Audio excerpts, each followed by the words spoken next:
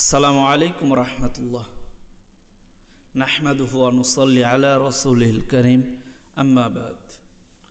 সম্মানিত মুসলিম মিল্লাত, আজকে জুমার দিন, জুমার নামাজের জন্য আমরা প্রস্তুতি নেওয়ার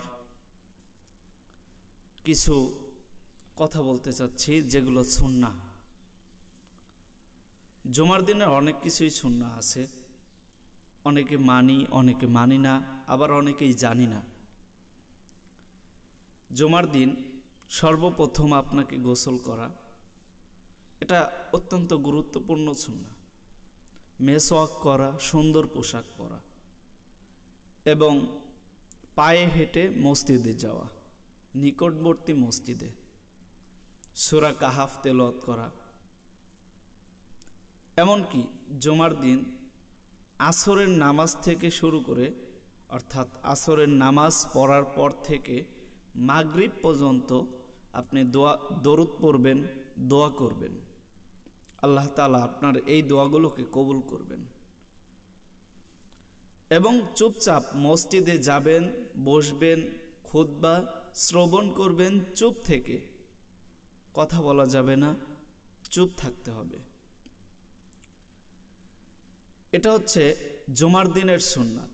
এবার আসুন আমি একটা বিষয় নিয়ে আলোচনা করব। আমাদের সমাজে কিছু মুসলিম আছে, কিছু মুসলমান আছে, যারা শুধুমাত্র জুমার দিনটাকেই মনে করে আমরা মুসলমান, তাই নামাজ পড়তে হবে, আর এই জুমার নামাজটাই পড়লে আমাদের জন্য এনাফ, আর কিছু লাগবে না। এই সমস্ত ভাইদের জন্য বলি, ভাই আপনি হচ্ছে জুমা মুসলিম, আপনাকে এই মুসলমান হওয়ার দরকার নেই।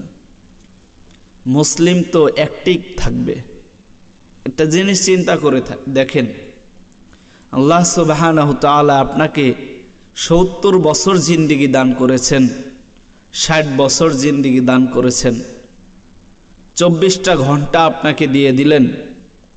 আপনাকে হাওয়া দিচ্ছেন, বাতাস দিচ্ছেন, পানি দিচ্ছেন, হালাল রুজির ব্যবস্থা করে দিচ্ছেন। সেই রব্বে কারিম আপনাকে সৃষ্টি করেছেন, ওই মালিকের গোলামি করতে কতক্ষণ সময় লাগে? সকালবেলা ফজরে উঠতে, তখন তো আপনি ঘুমান। আপনার কি বিবেকে একটু নাড়া দেয় না যে 8টা ঘন্টা 12টা ঘন্টা ঘুমাইলাম, যে আল্লাহ তাআলা আমাকে এই ঘুম থেকে উঠাচ্ছেন, ওই রবের গোলামি করা যায় না? 2 রাকাত করে তো 4 রাকাতই নামাজ, 4 মিনিট বা 5 মিনিট করে তো 10 মিনিট সময়। 8টা ঘন্টা শুকরিয়া স্বরূপকে আপনি 10 মিনিট সময় ব্যয় করতে পারলেন না। জোহরের ওয়াক্তে আসেন, এই যে মাঝখানে এত গ্যাপ, 2 থেকে 3 ঘন্টা সময় আপনি ঘুরেছেন, বেড়াইছেন, কাজকর্ম সেরেছেন, সংসারের জন্য অনেক কিছুই করলেন। জোহরের ওয়াক্তে কি আপনি 15 থেকে 16 মিনিট সময় দিতে পারলেন না? হায় আফসোস। ওই রব্বে কারিম আপনাকে তৈরি করেছেন, সৃষ্টি করেছেন। ওই রব্বে কারিম তো আপনাকে তার গোলামি করার জন্যই তৈরি করেছেন, দুনিয়াতে পাঠিয়েছিলেন। আল্লাহ সুবহানাহু ওয়া তাআলা তো বলেছিলেন, বান্দা দুনিয়াতে যায় তুমি কি করবা? আপনি তো বলে আসছেন আমি তোমার গোলামি করব। তাহলে কিভাবে ভুলে গেলেন ওই রব্বে কারিমের কথা? আসরের সময় দেখেন, হেলায় বেলায় আপনার দিনটা কেটে যাচ্ছে, অথচ নামাজ পড়ছেন না। মাগরিব ওয়াক্ত হয়ে আসছে, আপনি টিভির দোকানে, সিডির দোকানে বসে চা টানছেন, মসজিদে এলান হয়ে যাচ্ছে, হাইয়া আলাস সালাহ, হাইয়া আলাল ফালাহ, বান্দা তুমি নামাজের দিকে আসো, কল্যাণের দিকে আসো। অথচ আমি বান্দা রবের গোলামি না করে মানুষের দাসত্বে মেতে আছি দুনিয়ার বুকে। একটাবার চিন্তা করে দেখলেন না? ইশারের সময় আপনি মোবাইলে ব্যস্ত, নেটে ব্যস্ত, নামাজ পড়লেন না, ঘুমিয়ে গেলেন।